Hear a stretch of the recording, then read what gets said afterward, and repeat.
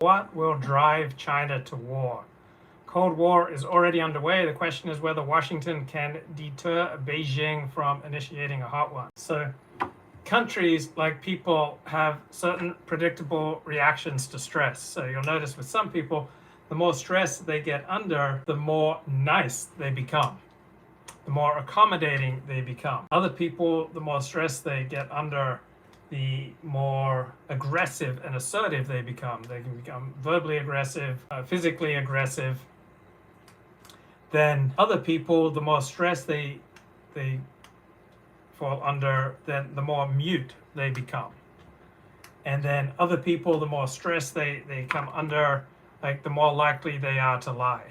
So that's been a pattern that I've had in the past. The more stress and more pressure I was under, the more likely, the more trouble I thought that I was in, the more likely I was to try to lie my way out. Other people, the more stress that they come under, the more likely they are to be honest, right? So they feel like, wow, we're in big trouble now. I better tell the truth, right? So when you're under sufficient stress and sufficient pressure and fearing, sufficiently negative consequences, for many people they have the instinctive knee-jerk reaction, well, I better start telling the truth now.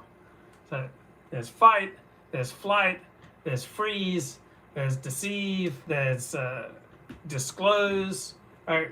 People tend to have certain predictable patterns for how they react to stress. And this is true for countries too. So what tends to drive China to war? And China tends to go to war when it feels under sufficient stress.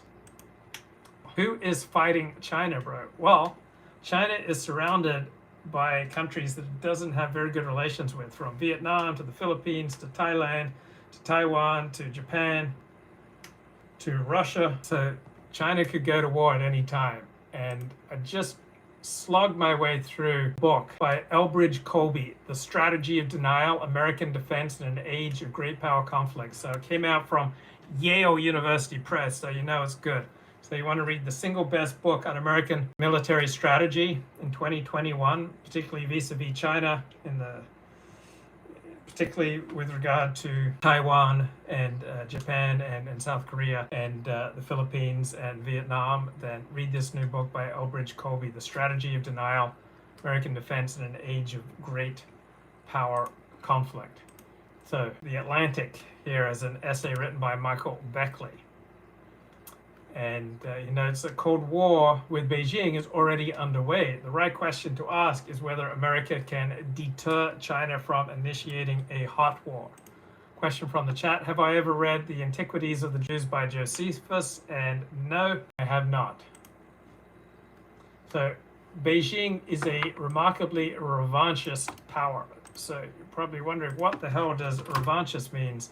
Revanchist means one who advocates or fights for the recovery of lost territory or status. So if you're dating a woman and she has an ex-boyfriend who's revanchist and he wants to fight to recover her lost territories, you might be in a nice little bit of bother. So revanchism is a political manifestation of the will to reverse territorial losses incurred by a country, often following a war or social movement. China wants to be made whole again. So have you ever done deals with people and you feel like, I need to be made whole? Like, I'm the vulnerable one. Here, I've laid out the money, or I've laid out the time, I've strategized, I created this business, I need to be made whole. And that's where China's at right now. So China wants to reunite Taiwan with the mainland, even though Taiwan's never been part of the mainland. China wants to turn the East and the South China Seas into Chinese lakes. It wants to grab regional primacy as a stepping stone to global power.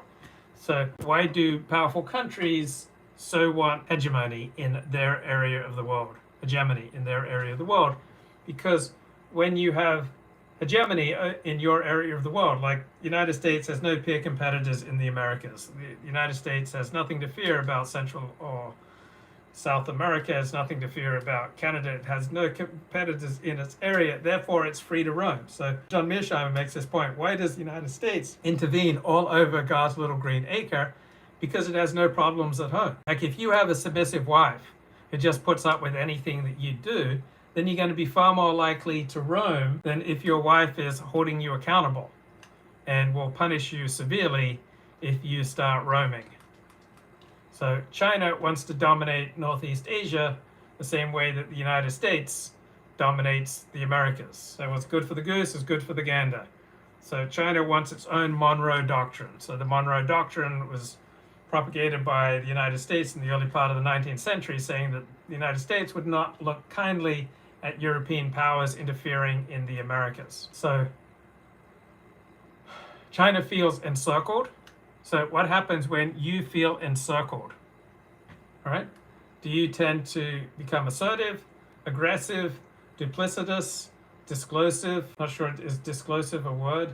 You tend to fight or flight or fright. Right? We all have patterns. Nations have patterns. Individuals have patterns. What happens when we feel encircled, under pressure?